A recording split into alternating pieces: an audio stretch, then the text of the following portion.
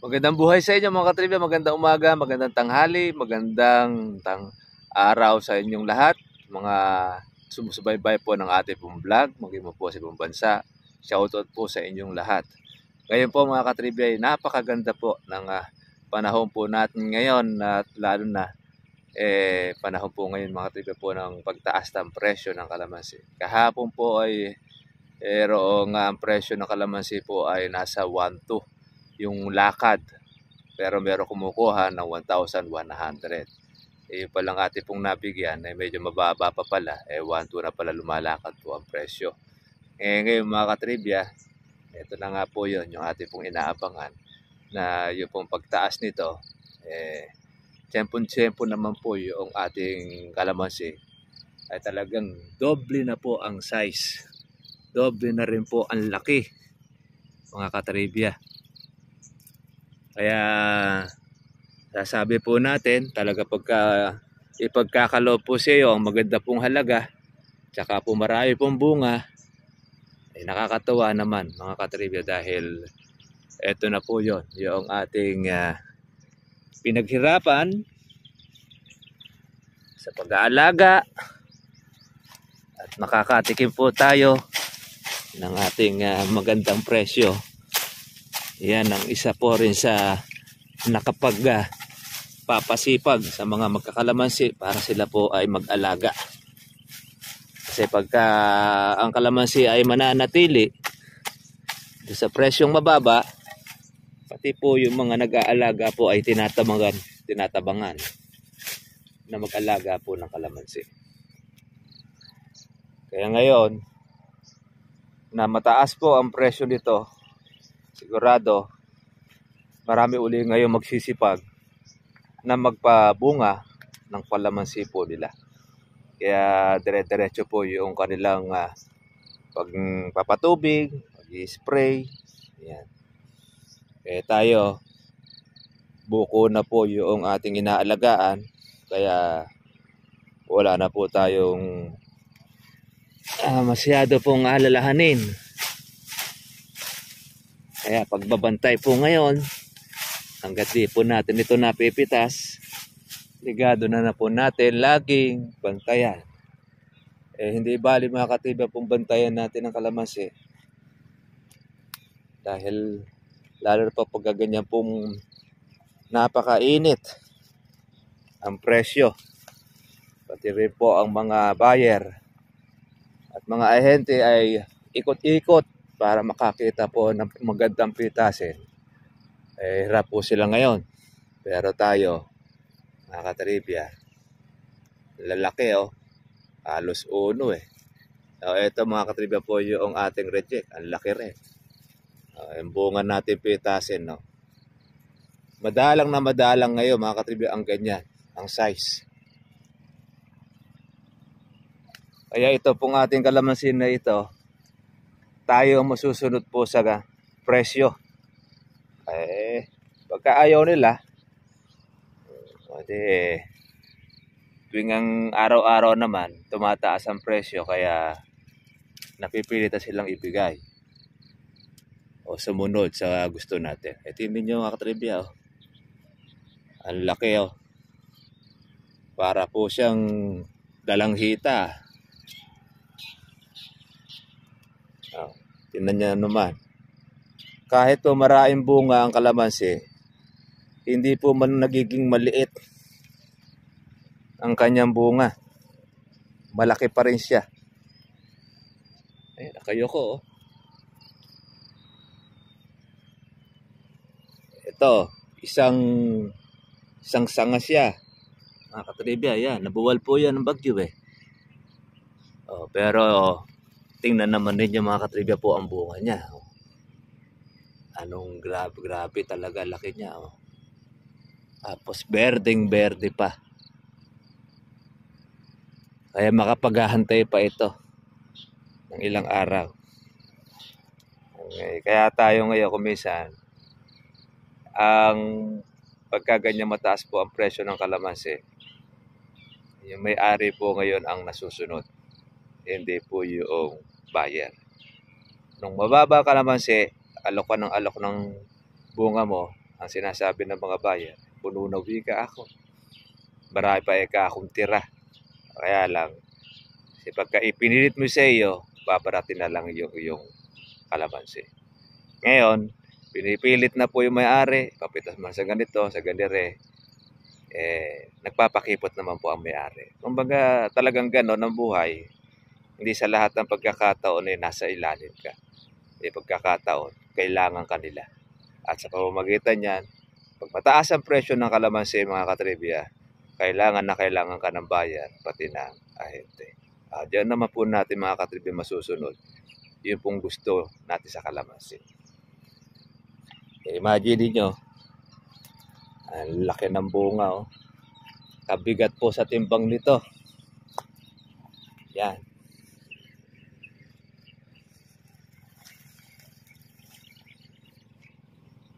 Obligado natin ito, mga katribya, pong bantayan Kaya hindi mo ito binantayan, mga katribya, lalo yung ganyan. No? Kakapain po yan sa gabi.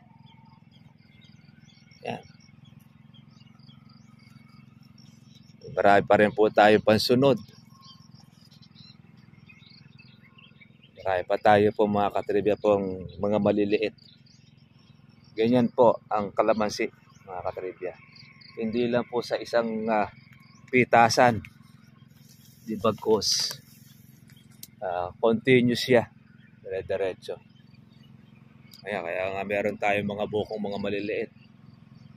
Yung aking bayaw, ngayon pa lang siya halos nag-spray ng kanya pong bulaklak. Pero buko na. Yung kanya naman kalamansi. Laylay na rin. Ito, mga katribya, po yung magandang timing sa pagpapabunga ng ating pong kalamansi. Sabi nga nila, perfect timing. Yung matsyempohan po ninyo, yung magandang presyo. Bibihira po minsan, mga katribya, yung matsyempohan mo yung kalamansi mo, abutan po ng pagmamahal na doble ang size, kagaya nito.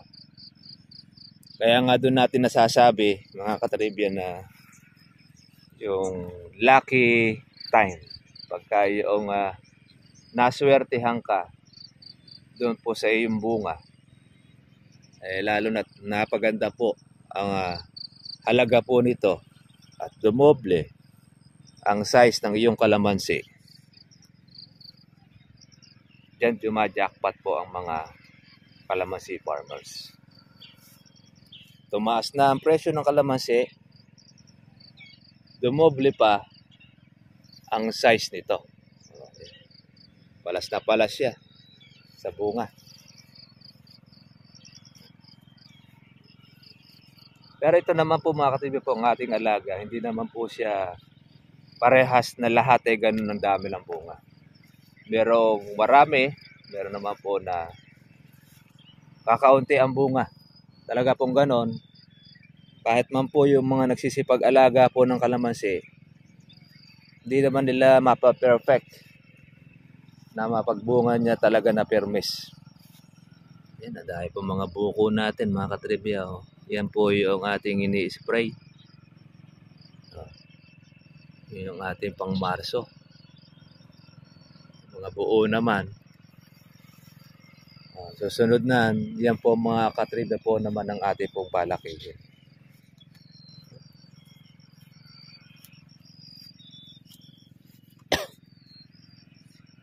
Kaya alam nyo po, ang isa po sa pagbibigay po natin ng inspirasyon sa ating pong mga viewers, sa mga sumusubaybay po ng ating pong vlog. Ang kalamansi ay hindi naman po talaga siya mahirap alagaan. Hindi ka tanim ng tanim, hindi ka po tubig ng tubig, kagaya sa palay na kailangan lubog sa tubig. Importante lang sa kalamansi, agusan mo siya, palagyan mo ng pataba, siyempre yung pong ma-spray mo pagka mayroong mga insekto sumasalakay at mapagbunga mo siya ng maganda. Pagka ganyan, mga katribya, po yung ating pong gagawin sa ating pong kalamansi, hindi ka po malulugi. lalo na kung alam mo po yung pamamaraan o technique.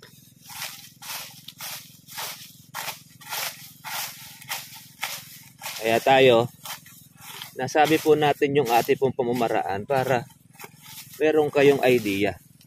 Nasa sa inyo naman yon.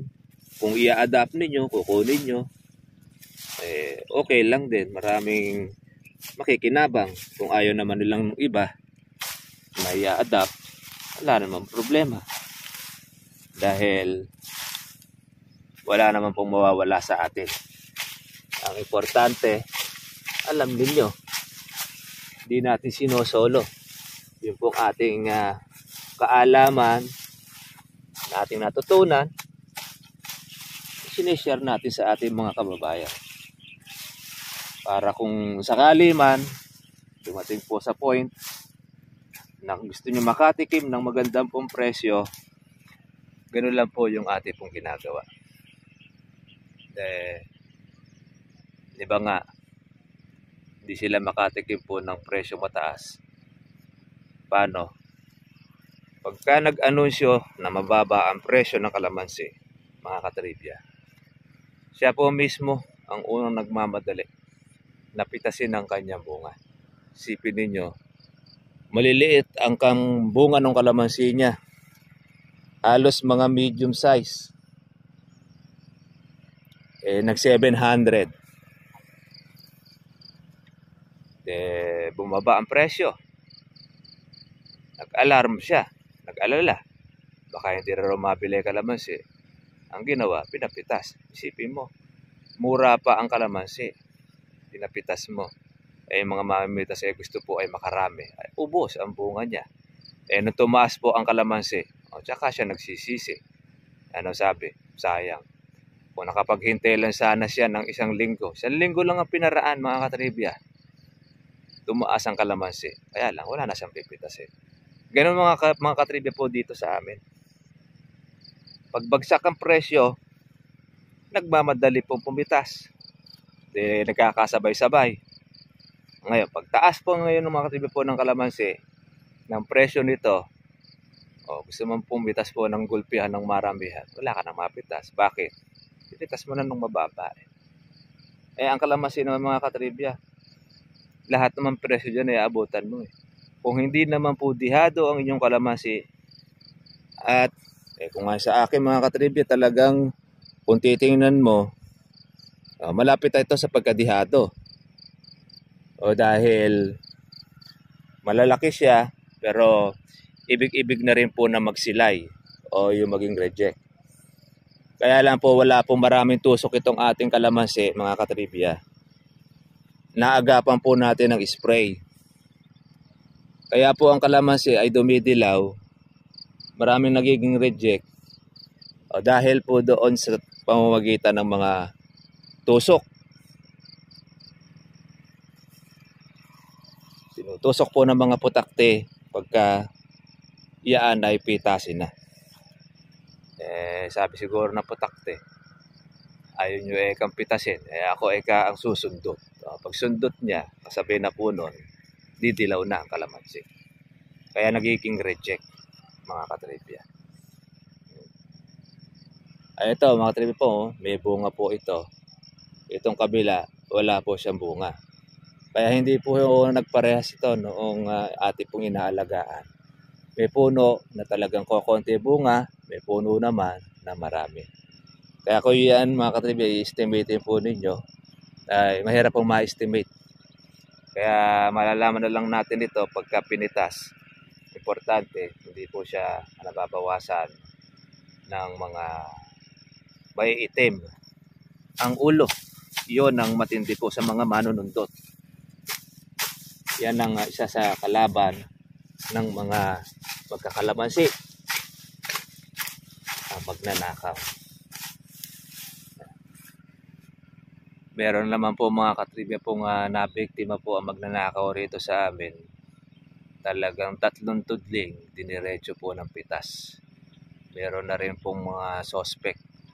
Di lang po pa sinasabi, siyempre. Nuhuli na lang po doon sa akto para meron pong ebidensya. Kasi isa rin po yung mga katribya po na hindi reklamo ng mga tao rito. Yung pong suspect na hindi po nagbabago, continuous pa rin po yung kanilang pagnanakaw. Di naman po malayo dito. Kilala na. Kumbaga talagang ika nga, pusakal na. Di na mapagbago. Marami ng reklamo sa barangay. Yan. Madalas na nahuhulihan sa akto ng pagnanakaw. Pinatatawad pagka pinabarangay. Pagka okay na, absuelto, pinatawad ng may-ari. Yan. Nagkaroon ng pagkakataon. Tsaka ngayon, nanakaw uli. Pagka naglakaw, mga katribya, ayun na yon. Meron ka na makikita magreklamo, nawalan po ng kalamansi. Ang may kagagawan, yun na nga yun. Yung prime suspect.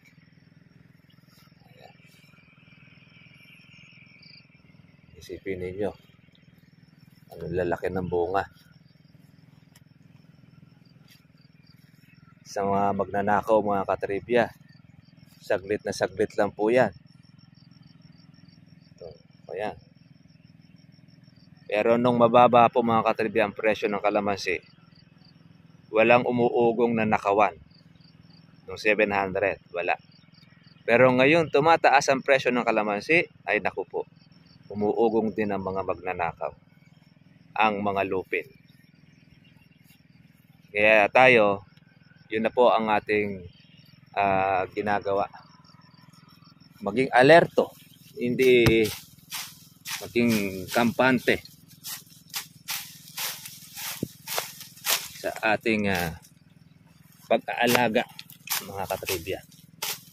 Pagbabantay, dahil tagal-tagal po tayo, mga katribya, ang naghihintay ng presyo. Tapos ang kawatan lang din naman po ang makikinabang. Kawawa po ang may-ari. Yan na nga talaga nga. Pagka may alaga kang kalamansi, handa mo na rin na sarili mo sa mga tulisan. Hindi nawawala yun. Isa naman, kung alin po yung iyong tauhan, siya naman ang tumitira sa iyo. Lalo na sa mga porsyentuhan. Kaya medyo bantay-bantay lang, mga katribya, sa inyo pong tauhan. Huwag tayong masyadong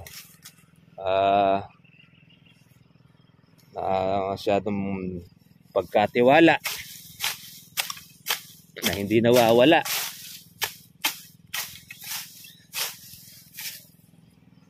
Ang kalamansi.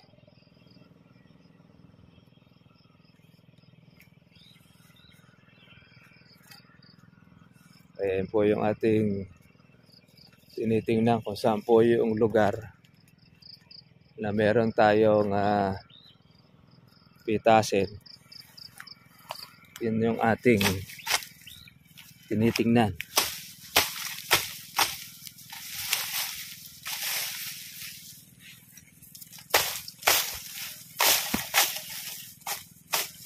Akala mo siya talahid.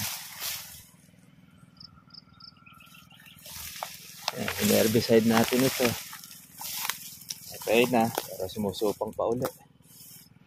Yan, ito yung ating kung lagi tilitan dyan. Yung dulo, yung gitna,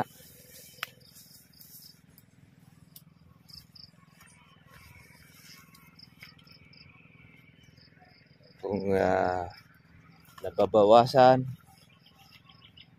Ang magnanakaw naman kasi, mga katribya, hindi naman sila, minsan hindi pinapanay ang kanyang pandurugas. Ginagawa, inuunti-unti. Yan. Kung makikita mo na lang, nakatingarok na yung mga sanga. Madalang na ang bunga.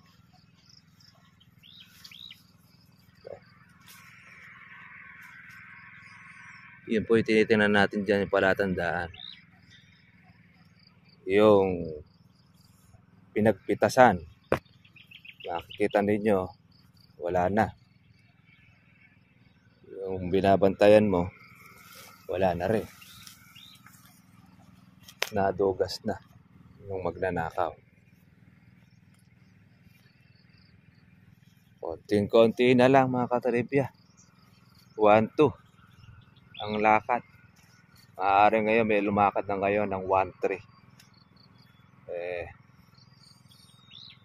Paano ba kung halimbawa mag 1-5 ang kalamansi? Ako, kay Inam, kay Ganda. Yan. Itong likod. Hindi natin kasi ito madalas napupuntahan.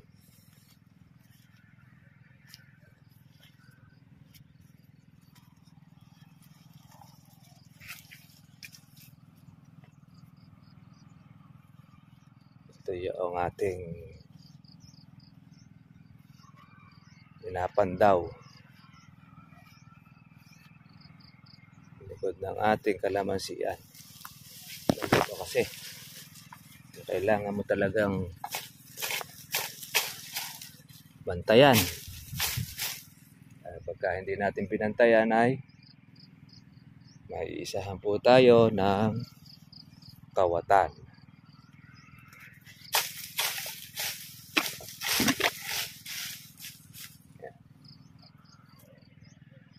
Meron mga nagsasuggest po sa atin, ilagay tayo ng ating CCTV sa ating po kalamansi o kaya magbakod.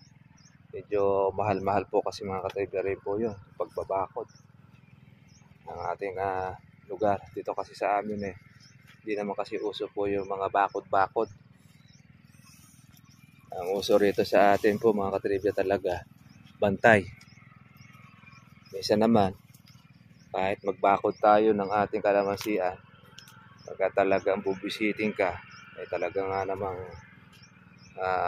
kukunin ang bunga ng inyong kalamansi.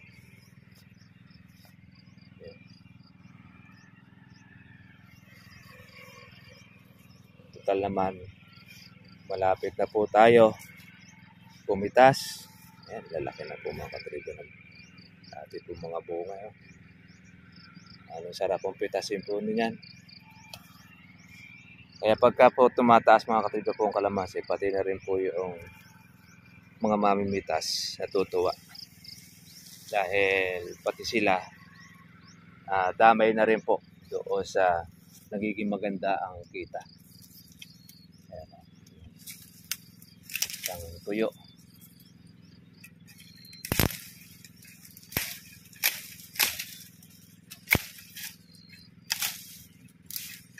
Bunga natin nakasama saka pong abokong maliliit.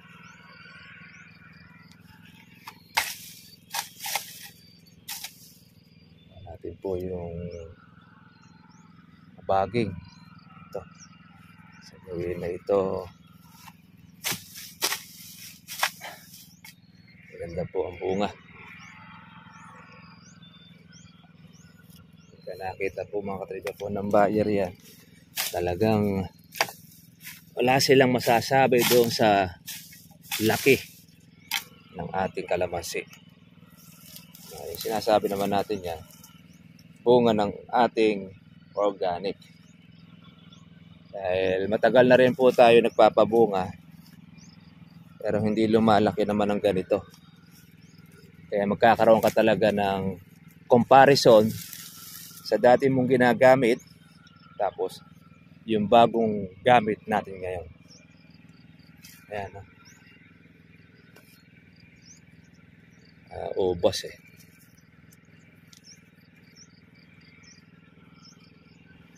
Sandali lang tayo mga katribya ilang red bag dito. Pag makapal mga katribya ang bunga ng kalamansi, lalo na kung marami siya, meron dito nakaka-8 bag isang tao sa maghapon ang kanyang pitas. Imagine niyo, ang isang bag po ay 30 kilos. Siya mapipitas niya 8 bag. Gaano karami pong red bag ang ilang kilo ang kanya pong napipitas. Kulang-kulang 300 kilos ang napipitas po ng ating katribya.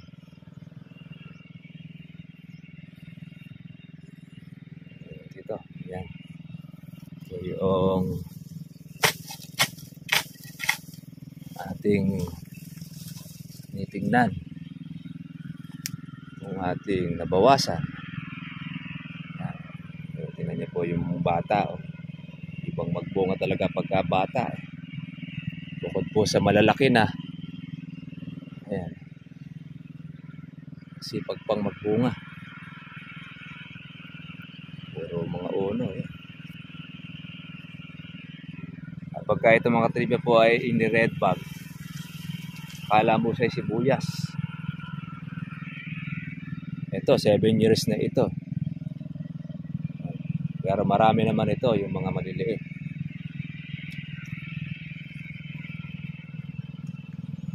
Kaya tayo pansunod. Kitasi.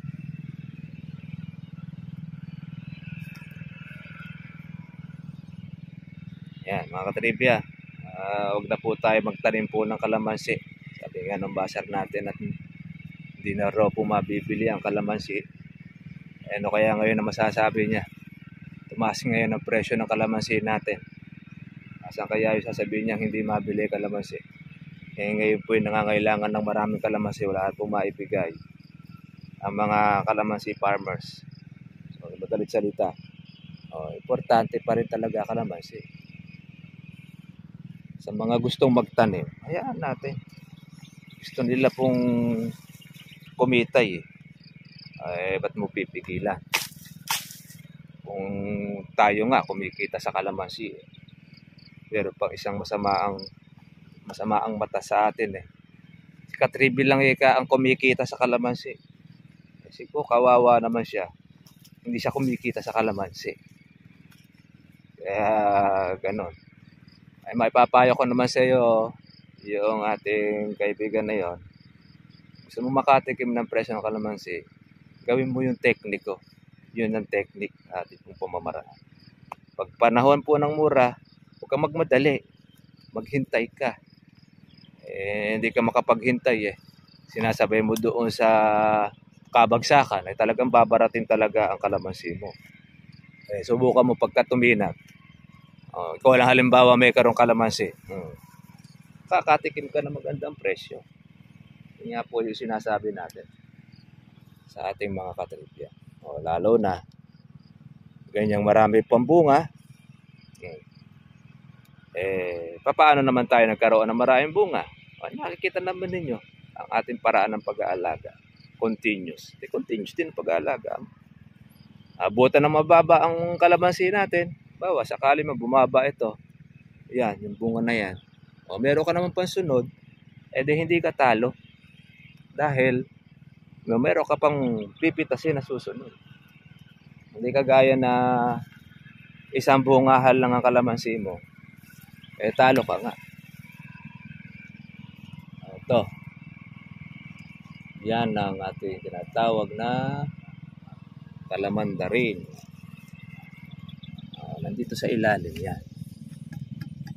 Yan yung tumubo at dapat nating putulin.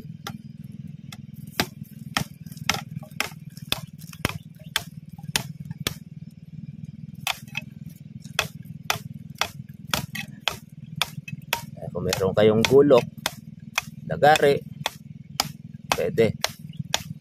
Importante maputol ninyo.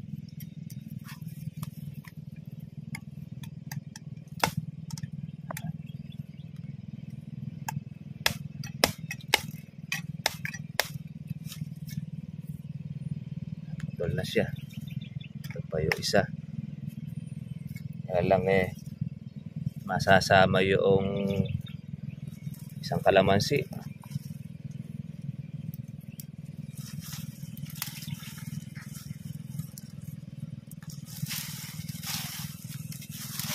Ito. Sisiklatin na lang natin para hindi madamay yung kabila.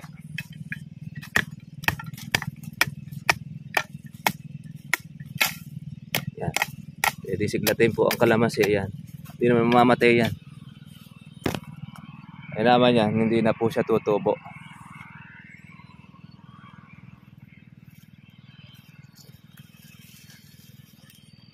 Nakakita na tayo ng kalamanda rin.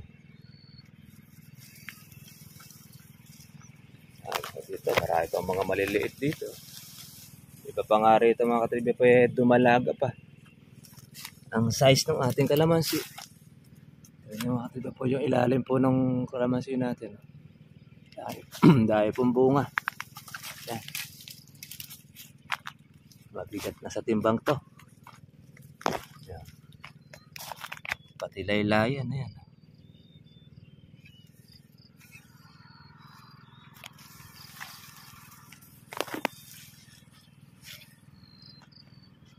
Okay.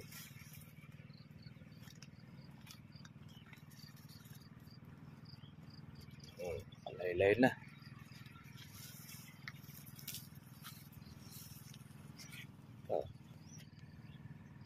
Titignan mo yung kalamansi, maaawa ka pagka maraming bunga eh. Dahil nakayok-yok na eh. Kaya lang, pag walang bunga ang kalamansi, maaawa ka naman sa may-ari. Dahil gastos ang gastos, walang bumabalik. Kaya maganda, maraming bunga na kalamansi mo. Para nun, masaya ang bawat ka-farmers. Yeah. Okay pa. Dapat tayo nakitang bawas sa ating kalamansi. Walang natin doon sa ibang lugar ng ating pagroronda. Ito, napitas na po itong kapitbahay natin. Nagpabunga ulit ito. Bali, 2 pabunga na ito. Una niyang pabulaklak. Di nagtuloy ang kanyang marami. Ilang beses lang nag-spray. Tinigilan na. Kaya wala siyang bunga. Ngayon, papabulaklak ulit siya, kaya nagpatubig, nagtigang din. Malalaman ngayon niya kung ano magiging resulta kung lalabasan ng maraming bulaklak. Kaya doble-doble gastos nito yung ating kapitbahay. Ayan, simut na simut eh, ang bunga. Ubos na ubos. Sa atin naman, mabunga. Kaya yung magnanakaw ay natutokso talaga eh. Wala kang ganyan maganda ang presyo eh. Wala silang magpapakasiguro. Dahil yun na nga yun. Kailangan talaga dyan, siyempre, lagi pang pagbabantay. Hindi tayo dapat nakampante. Alam naman natin, sa hirap ng buhay ngayon, isa nasa kamay mo na, nanakaw pa. Paano mga trivia? God bless po sa inyo lahat. Di po natin muna magamit ngayon ng GoPro dahil meron pa tayong naninibago. Nagkaroon ng bagong setting po yung GoPro natin. Nag-aaralan ko pa. Nagkaroon pa siya ng aberya. Ito muna po yung ating cellphone natin. God bless po sa inyo lahat mga katribya. Bye-bye.